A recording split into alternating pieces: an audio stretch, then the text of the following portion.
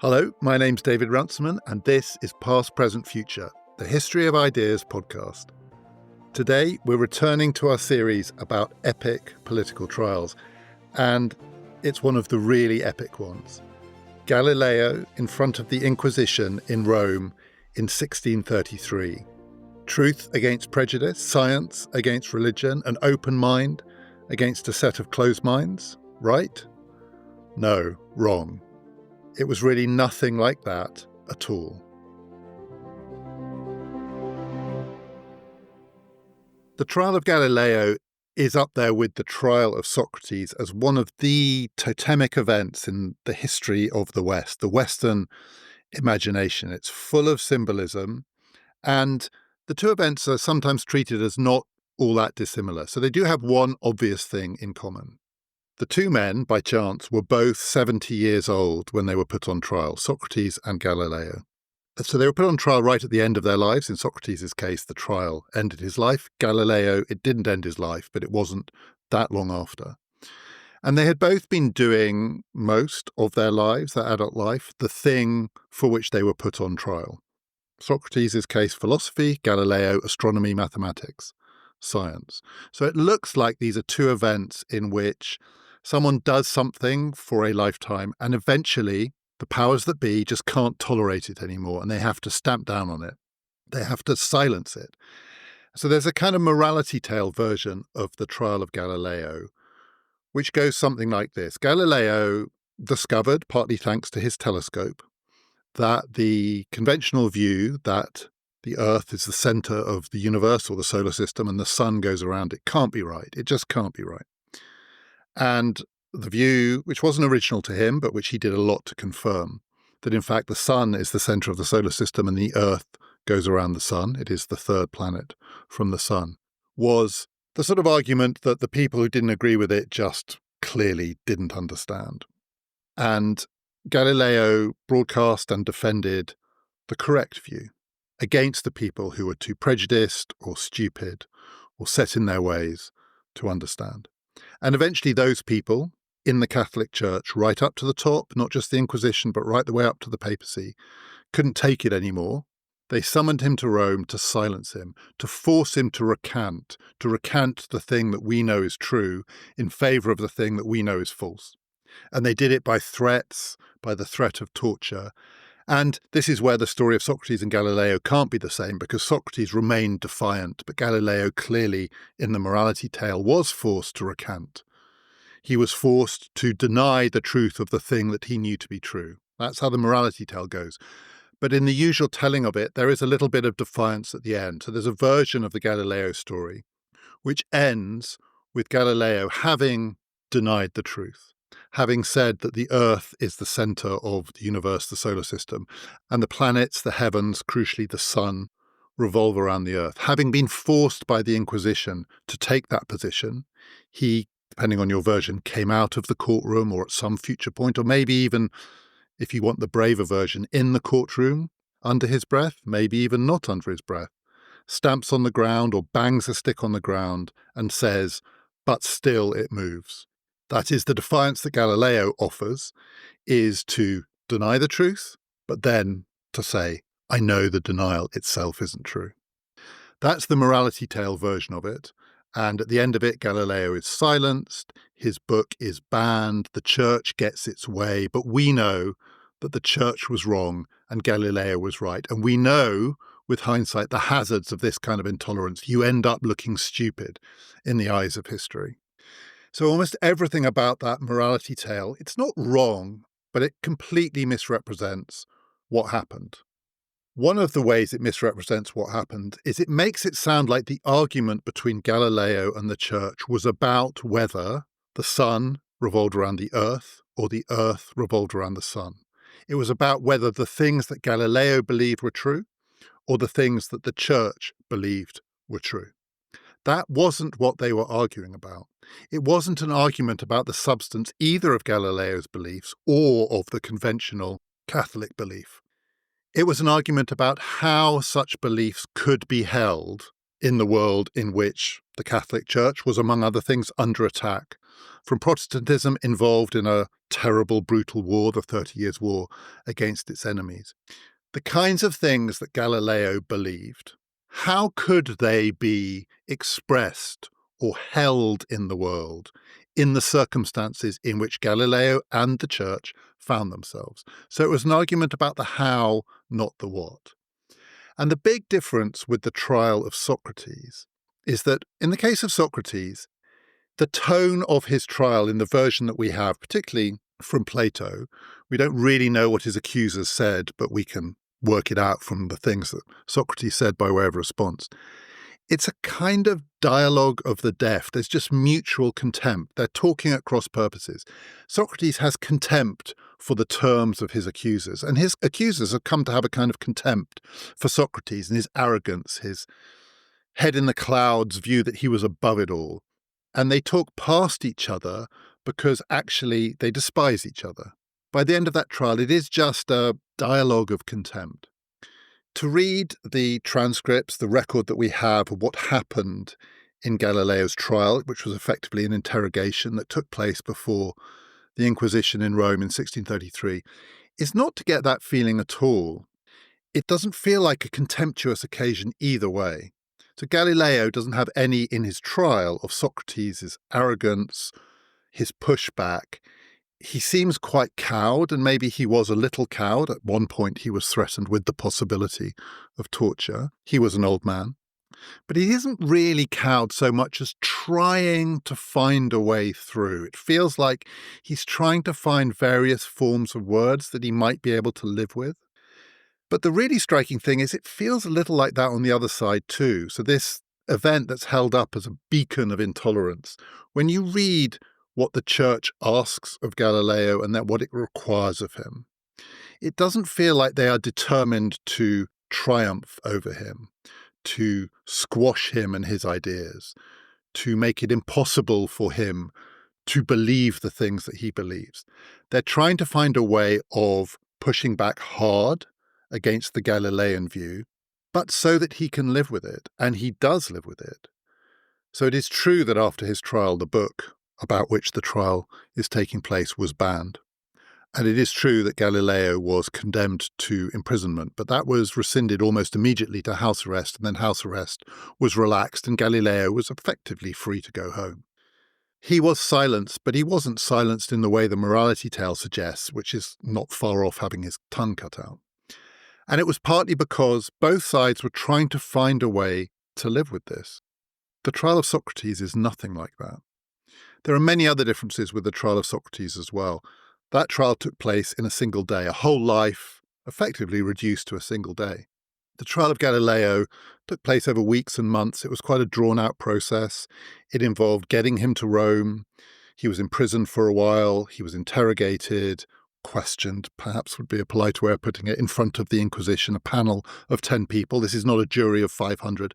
There's nothing democratic about the trial of Galileo. Part of the mutual contempt in the trial of Socrates is a culture, Athenian democratic culture, where people really did say what they thought. There's a real formality to the trial of Galileo, a dancing around some of the issues. Galileo lived in a world in which you had to be very, very careful that you obeyed the niceties. Galileo spent his life looking for protection from rich people, noble people. This is the world of the papacy. This is not the world of democratic Athens. It was a drawn-out process. Galileo was questioned, then he had to respond. A verdict was passed, a kind of temporary verdict. Galileo responded to that. It was a back and forth until something settled was arrived at. The really big difference with the trial of Socrates is that Galileo could not have used the defense that Socrates used. So Socrates' defense, which was really an attack because it was so aggressive, was to say to his accusers, "Why are you doing this now? You know me. I've been doing this all my life. I've been doing it in your city, our city, in these streets that we live in. You've seen me do it, most of you. You know me. You know exactly who I am. I've been the same way all my life. If you're turning on me now, it says something about you, not about me." Galileo couldn't say that for two reasons. First of all, it was completely clear why it was happening in 1633, because it was about a book that Galileo had published in 1632. If Galileo hadn't published that book, he almost certainly would not have been on trial a year later. The book was published in the form of a dialogue. It was called The Dialogue Concerning the Two Chief World Systems, not a great title. And it was an exchange of views between someone fictional who represented what was called the Copernican view, named after the astronomer from the previous century, Copernicus, who had first articulated and then published a clearly elaborated scientific or mathematical account of a solar system in which the sun is the center and the Earth moves around it, along with the other planets. The Copernicans were set against what were called the Ptolemists, after Ptolemy, the ancient astronomer, who gave a scientific or mathematical account of the conventional view, which is that the Earth is the center of the solar system, the planets, the sun, move around the Earth. And Ptolemy tried to describe a system in which you could predict or foresee these movements according to mathematical principles on the understanding that the Earth doesn't move, they do, including the sun, but also the planets. The Ptolemaic system was notoriously complicated and ornate because it got harder and harder as more and more was known about the movement of the planets to explain it in these terms. We now know because it was wrong. But at the time, these were the two rival worldviews. And Galileo's book offers an account of each in the form of a dialogue, but it's a dialogue in which it's pretty clear which side Galileo is on. And there are lots of clues, some of them pretty crude. For instance, the character who defends the Ptolemaic view is called Simplicio, which could mean lots of things, but among other things, it could mean simpleton. It was the publication of that book that led to Galileo being put on trial. But the other reason he couldn't offer the Socrates defense, you know me, you've seen me, is they didn't know him. They hadn't seen him because he wasn't from their city. He wasn't a Roman. He was born in Pisa, and he spent most of his career in Florence. So he was a Tuscan. His great protector was the Grand Duke of Tuscany. That was the man to whom the dialogue was dedicated. He lived in a different city, in effectively not just a different part of Italy, but a different world from the Roman world, under different jurisdiction. And there wasn't much interplay between the two. Not much was known about what Galileo got up to in Florence. And so a lot of what drove eventually the church to put him on trial were the stories that came back from Florence. The stories including about this book, because in the end, the book was published not in Rome, but in Florence. It seemed like it came from, potentially at least, a world which was not really under the control of the papacy. And that's what made Galileo so threatening. They didn't really know what he was up to in Florence. In his trial, in the first questioning or interrogation, one of the very first questions he was asked, though his interrogator knew the answer, but he wanted it confirmed in Galileo's own words, was, "How many times have you been to Rome?" And Galileo answered truthfully, "This is my fourth visit." So he had been in 1616, in 1624, in 1630, and now again he had been summoned and come against his will in 1633. Making sense of the trial of 1633 does mean making sense of those 4 trips, because without the 4 trips to Rome, it's really hard to know what was at issue in the trial. Not least because actually the trial was an argument about what had happened on the first trip. The first trip in 1616 was the first time that Galileo was summoned to Rome to answer for himself in front of the Inquisition, effectively. The church wanted to know what he had been up to in Florence because they had heard rumours that he had been up to no good. So the stories that had reached Rome about a group of people who were called the Galileans or the Galileists was that these people were out there promoting some pretty dangerous ideas. Copernican ideas, essentially. Ideas that went against the established, received, settled view, not just of the church, but defended by the brilliant astronomer Ptolemy, but also completely in line with the view of the greatest of all the ancient philosophers, as seen at this point, Aristotle. Aristotle also believed that the heavens were a separate sphere and the earth was fixed. All of that they were challenging or threatening in ways that sounded quite dangerous.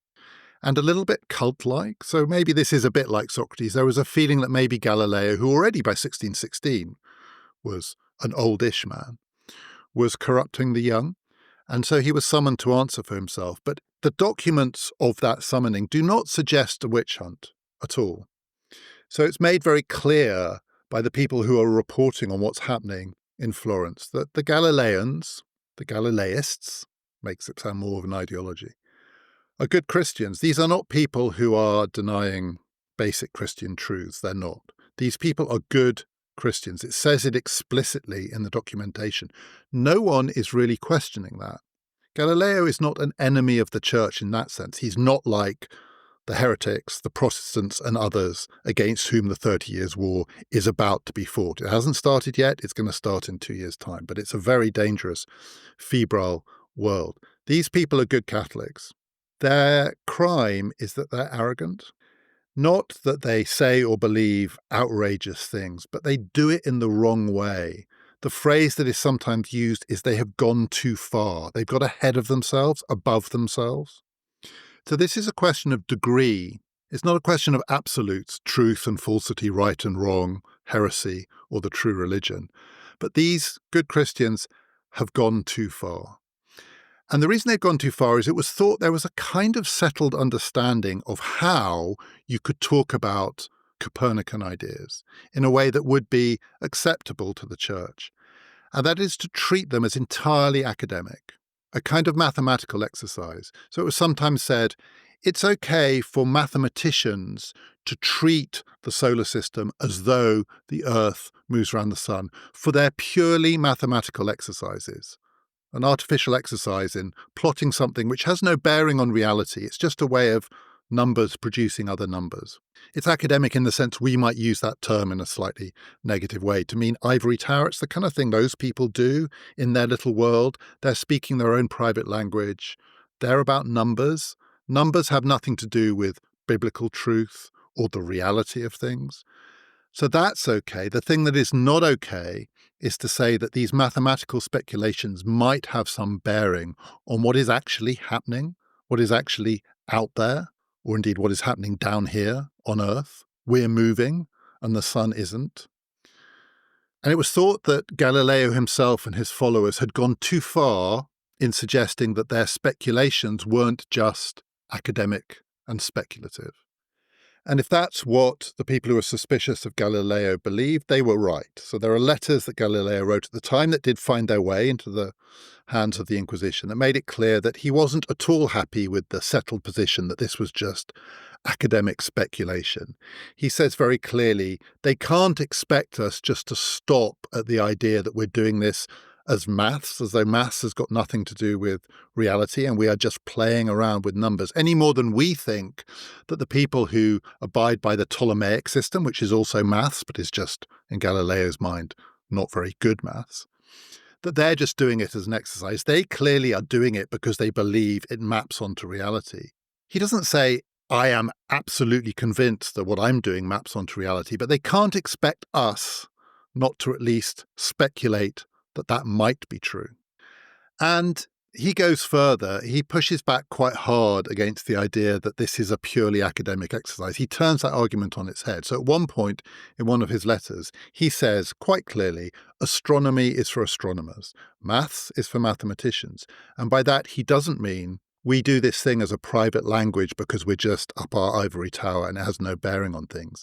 What he means is we're the only people who really understand this stuff. People who don't understand it, who can't do the maths, shouldn't judge. That was a dangerous argument, the implication being that the church might not actually understand what Galileo was talking about. And then he went further and he said, anyway, there's nothing dangerous about what we're doing. They think, or they seem to think, that we might convert or persuade good Christians into the ways of untruth, of the dangerous and false Copernican system. That simply isn't possible because either people don't understand it, and if they don't understand it, they're not going to be persuaded by it because, after all, it goes against common sense. Everybody knew that there was something a bit crazy about the Copernican view because the Earth doesn't move. If you look around you, it seems static, but the sun does move because you just look up at the sky, and the night sky moves. It revolves around the earth. All of the evidence of our senses tell us that. When he banged the ground, if he did ever bang the ground, and said, but still it moves, he was saying something that no one who hadn't understood the arguments would believe. So he wasn't going to persuade the ignorant. He wasn't going to persuade people who were incapable of doing maths. People who were capable of doing maths or doing astronomy would only be persuaded if it was persuasive. So there's no way that a bad argument was going to persuade people who understood the terms of the argument. QED Galileo says there's nothing dangerous here. Either it is persuasive / possibly even true, in which case it's true, or it's not, in which case no harm done. And he made another argument in these letters in which he said it's very dangerous for them, the other side, to think that the biblical view of the universe is fixed and that science or new evidence should conform to the Bible. Galileo never denied the truth of the Bible. He never denied that the Bible contained the Word of God, and so it must be true. The question is, how do you read it? How do you interpret it? And he said, we've got, in a way, two books here. We've got an open book, which is the Bible. We can read it. Nothing's going to be added to it. We're not going to find new Bibles. This is it. And then we have the closed book, which is our knowledge of the universe that we're just beginning to open. We know almost nothing about how the universe works. But thanks to things like the telescope, we're beginning to get an inkling of it, just the beginnings of a sense of it. It would be crazy to think that the book that is closed when we open it should conform with the book that's open. Rather, we should assume as good Christians that as we discover more about the universe, we will find a way of reading the Bible because it's the Word of God and God created this universe that is consistent with our new discoveries. So don't close down a book that hasn't been opened yet. Wait till it's opened, and then we'll all work out how to reread the Bible in the light of that. These were dangerous ideas. They were, in a sense, arrogant ideas. And he was summoned to answer for them. When he got to Rome in 1616 to answer for them, the question was not did he believe them, but was he willing to stop talking about the Copernican view as though it were a rival, a genuine rival to the settled view, the conventional view, the view of the Catholic Church and of Aristotle and of Ptolemy and of all right-thinking people. He wasn't asked what he believed, but he was asked how he was willing to conduct himself in future. And he was given a warning. He was effectively warned off. A large part of the controversy of the trial that took place in 1633 was the content of that warning, because Galileo had a different account from the church as to what he was exactly told he was and wasn't allowed to do. The warning was conveyed to him by a cardinal, a man called Cardinal Bellarmine. And in Galileo's version, what he understood the cardinal to tell him was that he was not allowed anymore to hold or defend the Copernican view. Now, when we read that, hold sounds a little like believe, but that's not what it means at all. Hold and defend means declare to the world like a statement of faith, as a public creed, in a creedal way. This is where I stand. I can do no other. I hold and defend. It's like the language of the Declaration of Independence. We hold these truths to be self-evident. This is our statement of faith. It's a public document. And Galileo believed that he had accepted that he wasn't allowed to do it in that way, as a kind of rival truth to the Bible, the conventional reading of the Bible. He thought in the end the Bible would come round to his truth, if it was true, and if it wasn't true, then everything would be fine. But he agreed that he didn't have the wherewithal to make it a creedal position of faith. And he was okay with that. He understood it. There was another version which said that what he was warned was not to hold or defend or teach or communicate the Copernican view, which would be something completely different. One of the reasons that there are these two rival views is that Galileo got word that back in Florence, people were saying that he'd caved in, that he had been brought before the Inquisition, they'd broken him, he was being forced to do penance, to recant and to renounce his beliefs and so on, that he was a broken man. And he wanted people to know this wasn't the case at all. He'd been given a warning, but it was a very clear kind of warning. It wasn't telling him he wasn't allowed to do science anymore or astronomy anymore or look through his telescope anymore. He just had to be careful that it didn't become a hold and defend position. And so he asked Cardinal Bellarmine, who had been to give him the warning, to write a letter making clear that this was the warning, hold and defend. And Cardinal Bellarmine did write him that letter, and Galileo had that letter in his possession. It's just that the church had a rival account which included teach or communicate in any way.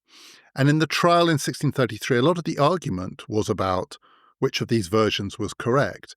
There were apparently witnesses to Cardinal Bellarmine giving this verbal warning. It wasn't written down, and then 2 accounts were given of what was said. But the witnesses couldn't be found. But Galileo clearly came away from that, believing that he had indeed been warned, but it was a warning about the limits of what would be tolerated. And the limits were not narrow. There's a lot you can do before it becomes a creedal position, including teach, communicate, possibly write a book.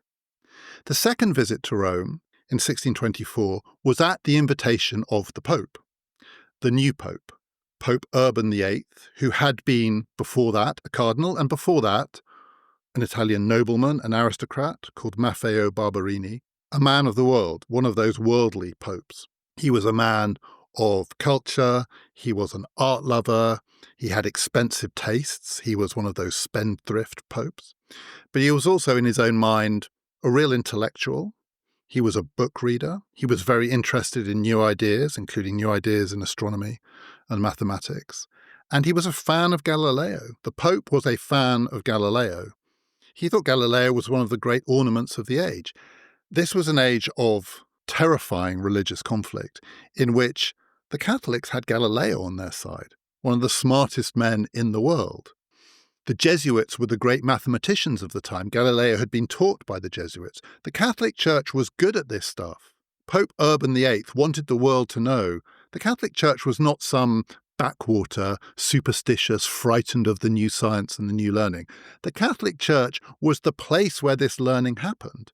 Galileo was someone he wanted to meet, he wanted to debate with, he invited him to Rome, he put him up in comfortable apartments, and they had various exchanges, partly because the Pope was an arrogant man, and he thought he had a good argument against Galileo, and nothing Galileo would say or could say could possibly, in the end, persuade Pope Urban VIII that Galileo was speaking some kind of unambiguous truth. The Pope's argument against Galileo was it can't be the case that Galileo has in any sense demonstrated that the universe, the solar system, operates according to these principles, these laws in which the sun is the centre of the solar system at least, and the planets revolve around it, because that would imply that God couldn't have done it the other way if he'd wanted to. So God could create the universe any which way. There's no fixed version of it which has to be the version of it. Nothing that Galileo says, and nothing about Galileo's system, for all its mathematical elegance, for all of the ways it can explain things that Galileo has seen through his telescope, sunspots, the phases of Venus, things that hadn't been seen before. For all of that, there's no way anyone could say this is the way it is, let alone has to be, because it could be any way. This wasn't a dangerous doctrine because it didn't touch the omnipotence of the divinity. The universe is God's to make. And if God wants to put the earth at the centre of it, that's the way it's going to be. And the Pope thought that this was actually a knockdown argument that showed that Galileo's ideas weren't particularly dangerous. They could just be held in a hypothetical way as a sort of mathematical exercise. Great, it's a mathematical exercise. It doesn't touch anything about the divine order because the divine order operates according to God. And God can do anything. Nothing a mathematician could say, nothing an astronomer could say, could gainsay God's creation. So Galileo came to Rome, and he came back from Rome, and he felt this new pope was giving him a little bit more latitude, maybe. And maybe he could write a book about this. And he did start writing a book. The book was the book that became the dialogues about the two chief world systems in which he would set out the two views. He wasn't prejudging anything, let alone the Bible, let alone what God's intentions for the universe were. He was simply laying out these two systems and allowing people to read about them, the things that they could explain, the things that they couldn't explain, the things that they might explain.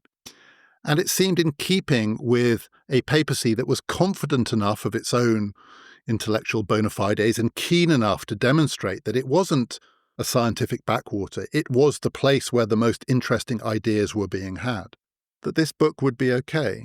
So he made a third trip to Rome in 1630. And that was the trip where he went to ask permission to publish the book.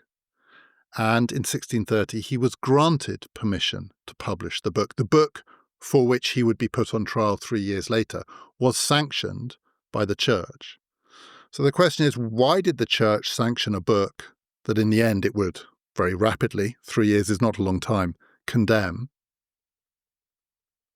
The answer is that it was given a preface that was inserted in the book, which conformed with that papal view, the view of Urban VIII, that these ideas aren't really dangerous. Actually, they're validating of the church's position because it shows to the critics of the church that the church is not ignorant of the latest science or frightened of the latest science. It is completely on top of the latest science. It's all over it. It knows it far better than the people in the Protestant backwaters. It is very confident that it can publish an account of the two rival systems in which people are allowed to see the different speculations and the different ways in which mathematicians can do their fancy calculations without it touching anyone's faith in the divine order, because the divine order is untouched by such arguments. It simply wouldn't make sense to think that because Galileo says something, what God did had to be that way. So it felt like this book could be published with a kind of papal nod of approval, as if to say, we're not scared of this stuff. And you people who think we're scared of this stuff have completely misjudged just how smart we are.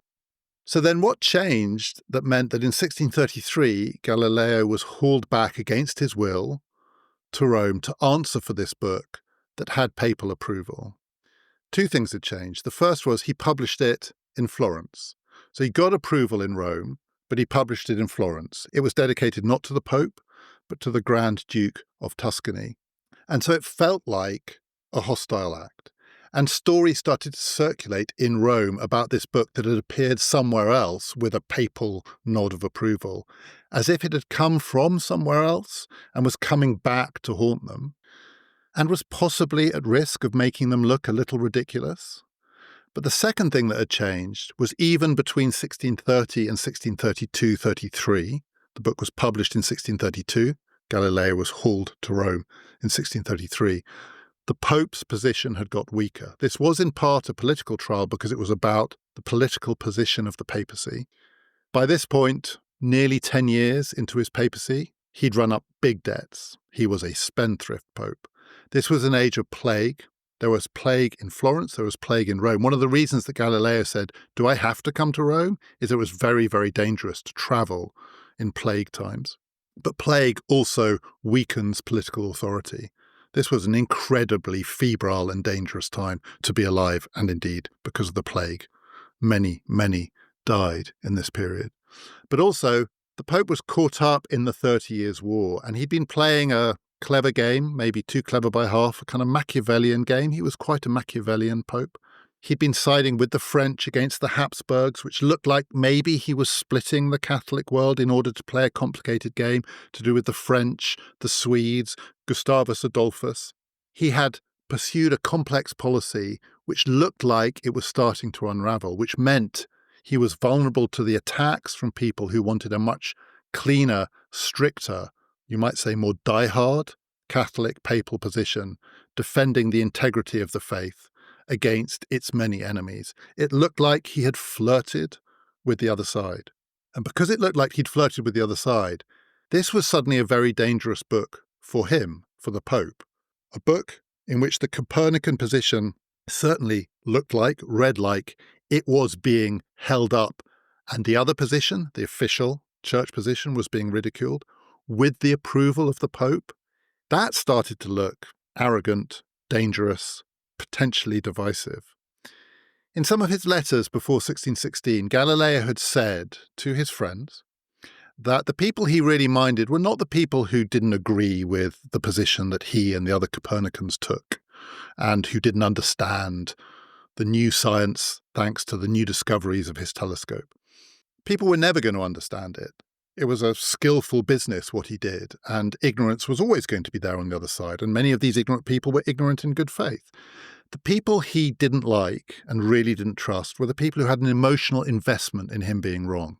The people who overlaid their doubts, their ignorance, their misunderstanding with a prior commitment to the fact that Galileo must be wrong. The diehards, the intolerant ones, the dogmatists, the people who said, we've read the Bible, the open book is the way the world is, the closed book as it opens has to conform with our reading of the Bible. They were the ones, Galileo said, that no one should trust. But he was wrong about that. They weren't the danger to him. The danger to him was a pope who had thought himself more liberal, more tolerant than that, and then realized that that toleration, that arrogant toleration, which was, I can take on these ideas because I'm kind of above it all, had become a weakness for him. Actually, a tolerant, liberal position that exposes itself as a political weakness often produces the worst intolerance of all. And it was the Pope who wanted Galileo brought back to Rome, this time not to be put up in comfortable apartments so that they could have a nice chat and the Pope could feel what a broad-minded and clever chap he was, but to have him imprisoned and then interrogated before the Inquisition so that Galileo could come to understand the folly of what he had done.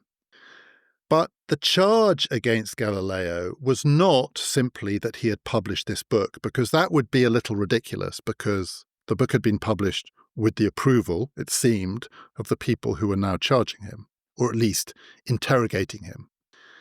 The case against Galileo was that he had done it in knowledge that he had already been warned off. He was under a kind of injunction from 1616 not to do this. And he had agreed in 1616 not to do this, and now he was doing it. Now you might think, well, given the church issued that injunction, why didn't the church know in 1630 that this book was being published by someone to whom that injunction had been issued?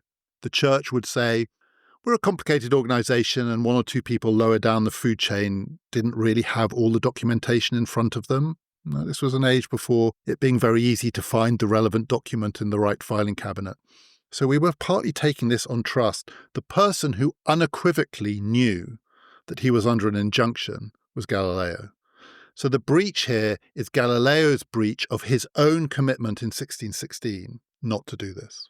His own commitment in 1616 that he would neither hold nor defend, or neither hold nor defend, nor teach, nor communicate in any way these ideas.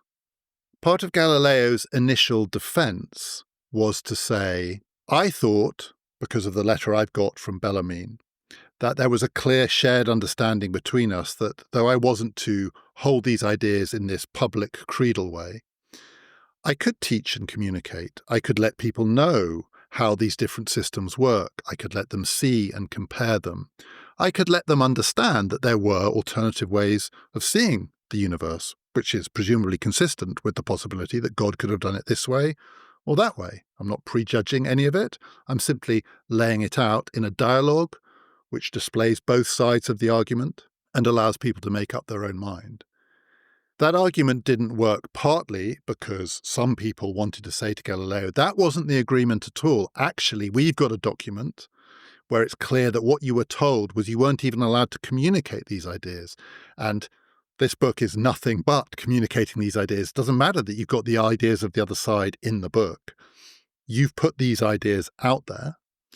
But the more persuasive case against Galileo was from one or two members of the Inquisition, including one of his interrogators, who said it doesn't really matter. Let's get beyond this argument about who said what to whom, what actually happened. Recollections may vary, to use the contemporary phrase.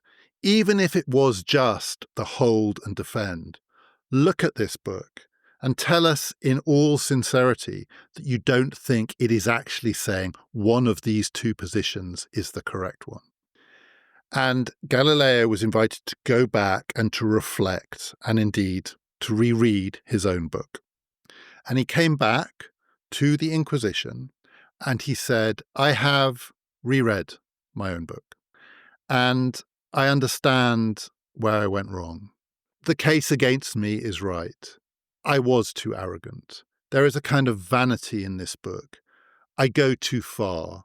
I go too far in some of the arguments that I make.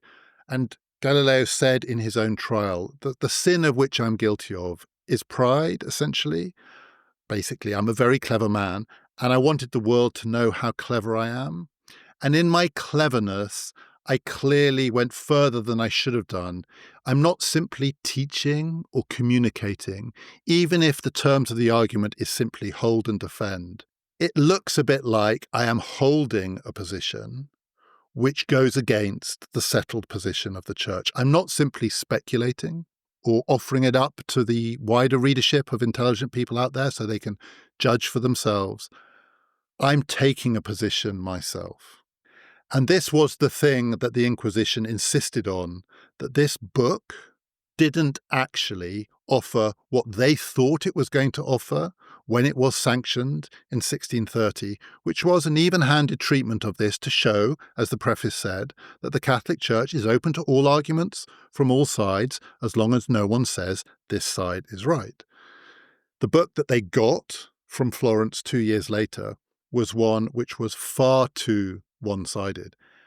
And it's interesting that in the indictment against Galileo, the list of charges that are put to him, one argument in the book is highlighted as the kind of thing that it says that it simply cannot be allowed to say, that it's clear that Galileo has gone way beyond saying there's this point of view and there's that point of view, to saying there's this point of view and then really that point of view ultimately is not defensible. And it wasn't an argument about sunspots or phases of Venus or what he'd seen through his telescope. It wasn't a mathematical argument or a scientific argument. It was an argument about people and their behavior, because one of the things that Galileo said was that here are these two positions, the Copernican position and the Ptolemaic position. Here's a Ptolemist that I'm going to call Simplicio. Here's a Copernican who's going to turn out to be a more interesting person to listen to, but we'll play the two sides out, see where we end up. But he also made an observation, which is in a world that divides between these two worldviews, there are people on both sides, people of good faith on both sides. It's not at any point that he says one side are good Christians and one side are bad Christians or aren't Christians. At no point does Galileo suggest that this is an argument that can be decided according to who are the true people of faith. He never wants to question his own faith or anyone else's. This is science. But he says, one thing that you can notice is that people do change position in this argument. So there is movement between these two sides. But it only ever goes one way. That is, no Copernican ever converts to the Ptolemaic view. No Copernican, no one who believes that the Earth moves around the sun, or even who just simply believes, doesn't have to believe that's true, or that's the way the universe is, who simply believes you can explain more, you can maybe make slightly better predictions or mappings of the heavens that way. Nothing more than that. Even the ones who say it's just an academic exercise. No one who thinks like that has ever gone over to the other side. But quite a lot of people who were on the other side have come over to the Copernican side. So the direction of conversion is one way. That sounded like, apart from anything else, a creedal position, because it sounds like it's describing these two worldviews, these two world systems, as kind of faiths. In a world in which the 30 Years' War is underway and it is just an absolute bloodbath, and questions of conversion are not far from genocide, to say that in this scientific account, he has also made an observation. Is it an observation about human psychology? Is it an observation about epistemology and the status of knowledge? Is it an observation simply about mathematics? But it's an observation about human behavior. There's only one direction of travel. And the Inquisition's charge sheet against Galileo says you shouldn't have said that. It doesn't say it's not true. Presumably, it would have been quite hard for them to have found evidence that it wasn't true, because my guess is that it was true. It's not that this isn't true. You shouldn't say it. Once you start talking in those terms, You have breached the terms of your original agreement, even what you might think were the milder terms, the hold and defend terms, not the teach and communicate terms. Even there, you've breached them. And Galileo said, yes, I did. I can see that now. Did he believe that he'd really breached them? I think he thought, actually, that they were misrepresenting what he'd agreed to in 1616. But he was in a pretty tricky position. And there was a point in the proceedings when Galileo was not threatened with torture, but the idea of torture was introduced as a possibility in the background of these proceedings. It was the Inquisition, and the charge potentially was heresy, and to be found guilty of heresy would never end well. So Galileo was willing to say that he had breached the terms of his original injunction not to hold or defend the Copernican worldview. And the fact that the Copernican worldview had moved on to become the Galilean worldview, because Galileo had added his own expertise, his own genius to it, his own observations through his telescope, was neither here nor there. He had committed not to talk about these things as though it were something to which people could sign up. And the original suspicion against the Galileans in 1616 was they'd become a kind of scientific church. You could give them a name and you could identify them, and they were out in the world and people would hear them giving what? Talks? Scientific sermons? They were a threat for that reason. And this book, Galileo admitted in 1633, was too much like that. And therefore the charge against him to which he pleaded guilty was arrogance, vanity, the vanity of an old, clever man. Very unlike Socrates. Socrates did not plead guilty to vanity. He just was an arrogant old man. Frankly, Galileo was an arrogant man too. To read his letters is to see a completely recognizable man of science, pugnacious, sure of himself. He was, Galileo himself, quite litigious. He was very keen to protect the provenance of his ideas and to preserve his authority within the scientific community. He was an academic politician in the sense he was very interested in who was up and who was down, and he played the game of getting people into certain positions. He's completely a modern scientist in that sense, also very male, very sure of himself, not saying everything I believe is true. He never says that. And never saying, the Catholic Church is wrong. Never saying that. But still, the charge of arrogance is a plausible one. And he confesses to it. But in confessing to it, it is very clear what he's not doing. He never, in his so-called recantation, says that the things that he says in that book aren't true, because that's not the point at issue. But nor does he say anything about the substance of the arguments. Nothing anywhere in his recantation is about the question, does the earth move around the sun, or does the sun move around the earth? What's at issue is that he may have gone too far because he got ahead of himself, and he will admit that. In admitting that, was he caving in to the authority of the church, this intolerant body that had flirted with a kind of open-mindedness and now was clamping down shut because the Pope was more vulnerable and the war wasn't going well, and his apparatchiks in the Inquisition, the cardinals who now served him, needed to make an example of Galileo? Was he bowing down before that? Was he cowed? I mean, presumably a bit. There's a bit of that that's going on. But when you read what he signed up to, it's very clear he's also being very careful not to say things that in the end will trash his reputation among the people he cares about, who are the people who understand the maths. Astronomy is for astronomers. And what was going on in that court before the Inquisition was not astronomy, and these people were not astronomers. So he could agree to certain things on their terms. He does not deny their terms. He absolutely accepts that he shouldn't have held and defended this position. He doesn't say, because it's not true. He doesn't say, because you're right and I'm wrong. He doesn't say, because the authority of the church trumps any rival authority. He doesn't say, because you're right, the Bible decides what's true in science, rather than what we discover in science, progressively, uncertainly, probabilistically.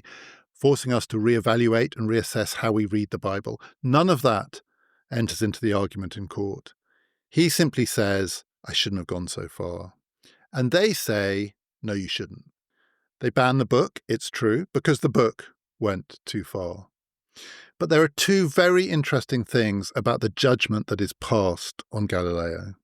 The first is that they had a range of options before them. They could have found him not to have breached the terms of his injunction and essentially to have conformed with the requirement of the original papal permission to publish this book. And they could have said, we've heard all these rumors about this book, but we've questioned you and we think actually you are within the terms of your agreement with us. They could have found him guilty of heresy, which would not have ended well for Galileo. Or they could do what they ended up doing, which was agreeing not that he was a heretic, not that they had confirmed heresy, but that he was, I quote, vehemently suspected of heresy. So neither one thing nor the other, neither not a heretic nor a heretic, but suspected of it. Vehemently, we think this might not be good, but we're not going to commit ourselves to it. And it's a weird kind of dance because in a way it matches what Galileo was doing. So Galileo could have said of the Copernican position, it's true, and I'm going to defend it to the death because this is the way the universe is. He could have banged his foot on the ground and said, but still it moves, and I'm going to go to my death defending it. Or he could have said, it's not true, I'm recanting it, I'm willing to accept that what you say is true. It could have been an either-or argument. But actually, Galileo never really deviated from a middle position, which is, essentially, it's probably true.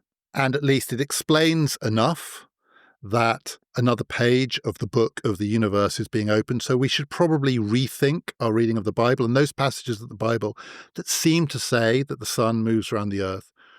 We should think about how we might read them in a way that is consistent with what we all completely agree, which is the Bible is the Word of God, and the Bible is true. So no one is denying that the Bible is true. But the Bible is a thing that fallible human beings read and reread and interpret and reinterpret. And so we may need another reinterpretation to reconcile those passages with the things that we're discovering. Because those things are not fixed. We haven't discovered the truth about the universe. We haven't begun to discover the truth about the universe, but we have started to get a slightly clearer sense of what might be true, what might be out there, what might be explicable. I mean, even the language of truth is probably not one that Galileo felt he needed to deploy, but simply we have world systems which seem better than the ones we had before. So in the same way that Galileo, in the end, dug his heels in, not one side or other side of a line, but in a middle position, so did the Inquisition. They didn't accuse him and then convict him of heresy. They simply said, he's probably a heretic, in the same way that Galileo at most said, this is probably true. There are reasons to think it's true. One of the reasons to think it's true is no one who has concluded it's true ever then decides, actually, no, the other side was right after all. At least no one would think that without being threatened with torture. And if you threaten people with torture, you can't be sure what they think anyway. Both of them, Galileo and the Inquisition, end up in middle positions. I mean, it's clearly not the same position, but they are each in the middle of the possible range of three positions on their respective sides. And the second thing that's interesting about the Inquisition's judgment on Galileo is that the book is banned. Galileo is told he is going to be imprisoned, but that is very, very quickly loosened to the point where he's not free to do whatever he likes, but he can move around. And he is not kept in as uncomfortable conditions after the trial as he was immediately before the trial. But they also say, just to be completely clear, that they don't repeat the mistake of 1616. They don't repeat the mistake of sending a cardinal, Bellarmine in that case, to go and tell Galileo what he is and isn't allowed to do. They make it completely clear he's to stop talking about what's called the heliocentric view. That is, the view that the sun is at the center of things and the planets, including the Earth, revolve around it. He is not to talk about that view or the opposite. In the instruction, the clear, unambiguous instruction to Galileo to shut up, it says, don't say the thing that we all know you think is true. And also, don't say the thing that we think is true, or at least some of us think is true, though I suspect by that point, one or two of them might have been having doubts. Just stop talking about it altogether. We don't want to prove that we're right and you're wrong. We're not saying you have to come over to our side. We're not saying anything about sides. The problem with your argument, even the version in the book, which pretended it was even-handed but wasn't, is that it makes it too much about sides. We're not in the business of this sort of argument being one in which people can, in any sense, be allowed, let alone encouraged, to pick sides. So shut up about all of it. Now, you might think that's the ultimate intolerance. Galileo is being silenced. His mouth is being sealed. He's told he's not even allowed to tell people that the sun moves around the earth. It doesn't feel to me like intolerance. The most extreme intolerance would be to say, here's a view of the universe that's correct, and anything that deviates from this view has to be stamped out. What it feels like the Inquisition, the church, this pope who thought he was a man of the world, open to new ideas and realized how dangerous that is saying is, we just want this to go away now. We've got other stuff to be getting on with. There's a plague. There's a war on. Have you heard? Let's park it. Let's just put it to one side for now. You, Galileo, are trouble for us because we actually want just to lower the temperature on all of this. At no point in any of the documents that I've read from Galileo's trial does it feel like the people who are interrogating him, the Inquisition, are saying to him, you have to agree with us. Nor are they saying to him even that you have to say you agree with us. They actually end up saying to him, we don't even want you to say you agree with us because that might rile people up. I mean, that's not a good way to shut this argument down. They probably had learnt the lesson from 1616, which was Galileo got Bellarmine to write that letter because he knew immediately all these rumours were spreading that Galileo had somehow been converted. And they don't want this to be in the language of conversion.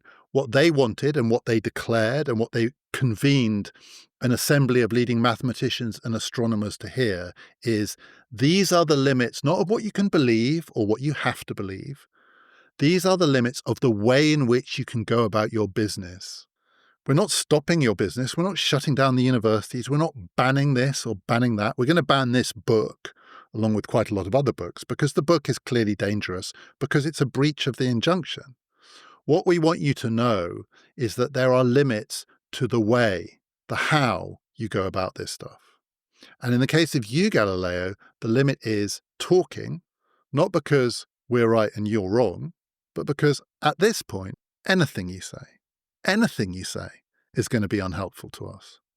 Is that more or less intolerant than the morality tale version, which is Galileo was forced to recant, forced to adopt the thing that he knew wasn't true, and then under his breath or not under his breath, stamped his foot or his stick and said, yeah, but fingers crossed, I know what's really going on? I'm not sure.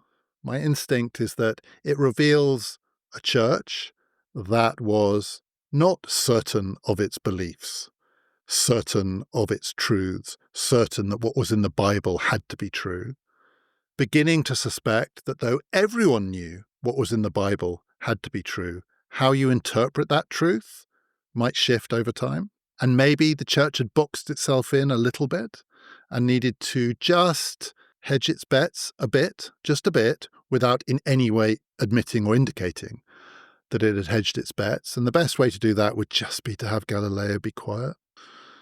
And Galileo, more or less, was quiet from that point on. An accommodation of a kind was reached. The other thing that's very interesting about the verdict that was passed on Galileo is that there were 10 members of the commission who tried him effectively and who drew up the charge sheet against him, decided that he was indeed guilty of it, indeed required Galileo to confess that he was guilty of breaching the terms of the original injunction, and decided what punishment would be passed. So the punishment was imprisonment, and the charge that was upheld was vehemently suspected of heresy. 10 members of the commission, only 7 signed. So this isn't Socrates, 280, 220. It's not that kind of jury. It's not that kind of trial. The ones who didn't sign a minority report saying, we suspect Galileo is right, or we're uncomfortable with being members of the Inquisition, we're starting to suspect we might be the bad guys.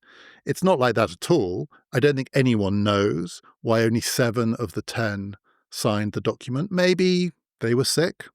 Interestingly, one of the 3 who didn't sign was the nephew of the Pope. Who knows what game he was playing? These people were all Machiavellians. But it is interesting, and it's at least possible that 1 or 2 of the members of the Inquisition who presided over the trial of Galileo were hedging their bets too.